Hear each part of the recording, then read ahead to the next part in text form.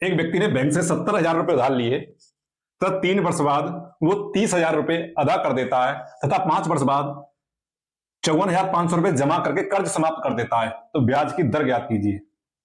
ये पूछ रहा है कि कोई व्यक्ति जिसने 70,000 रुपए बैंक से उधार लिए हैं, उसने 3 वर्ष के ड्यूरेशन बाद 30,000 रुपए प्रिंसिपल में जमा कर दिए।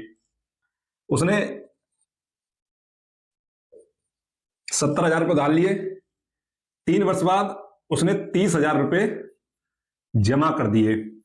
अब वो कह रहा है कि 5 वर्ष बाद यानी 5 वर्ष के अंत में उसने कुल 54,500 रुपए जमा करके अदा करके कर्ज समाप्त कर दिया, तो ब्याज की दर ज्ञात कीजिए।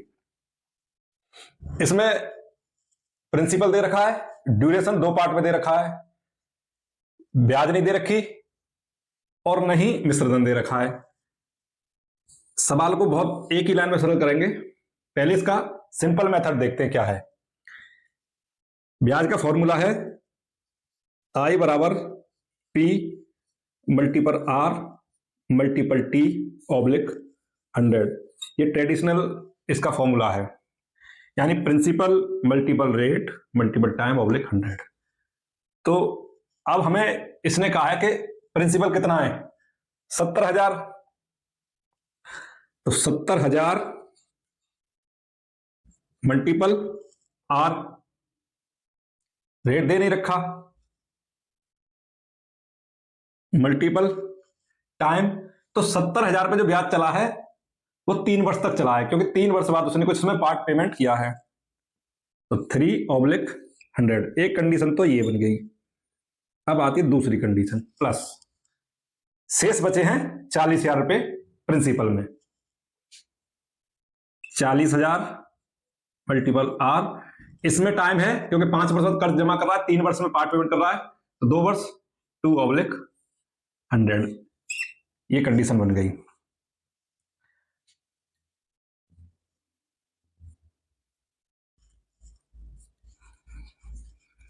Equal to 700R plus, sorry multiple हो जाएंगे, 2100R प्लस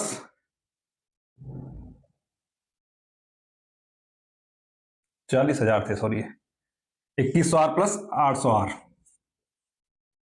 इजिकल टू, हाँ एक चीज और यहाँ मल्टीपल करने इसके कंडीशन वो कह रहा है कि ये ब्याज का फॉर्मूला है, तो ब्याज कितनी है, ब्याज कैसे निकालेंगे हम।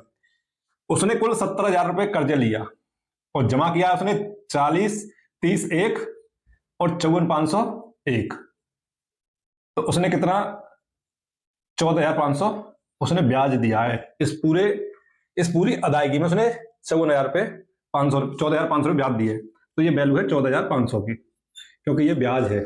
70,000 से एक्स्ट्रा इसने दिए, 30,000 ये जोड़ लो और 54,500 84,500 होते, 84,500 से 70,000 गए तो 14,500 इस तरह आए।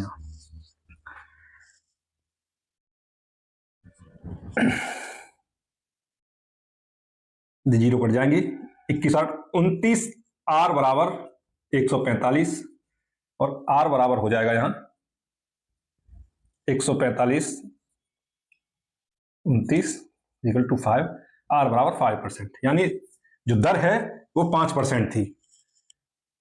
ये दर जो इसकी पूरे सवाल में 5% थी। अब ये हो गया बहुत लॉन्ग मेथड, बहुत ज्यादा मल्टीपल करना पड़ा, बहुत ज्यादा। अब एक इसका दूसरा तरीका शॉर्ट मेथड, शॉर्ट में हम समझ लेते हैं। उसने कहा 70,000 रुपए उसने ब्याज पे लिए, 3 वर्ष बाद जमा करता है, तो 70,000 रुपए उसने कितने साल ब्याज दिया, 3 साल, क्योंकि 3 वर्ष बाद पार्ट पेमेंट करा, 3 साल। अब प्रिंसिपल कितना बचा, 70 में से 30 जमा करते 40, और 40 पे कितने दिन ब्याज दिया है, 2 साल, तो 40 और 40, ये 5 साल आपकी पूरी हो गई। 1 2 3 4 5 7 21 4 25 4 29।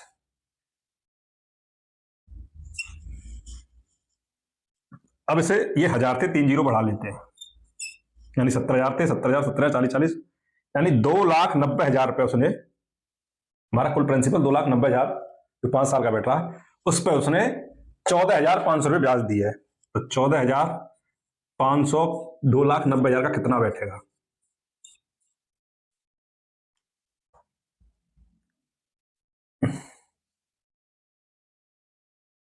परसेंट निकालना है इसका तो 100 से मल्टीपल कर देंगे, 2 जीरो कट जाएंगे, 29 का 145 में 5 बार जाएगा 5%।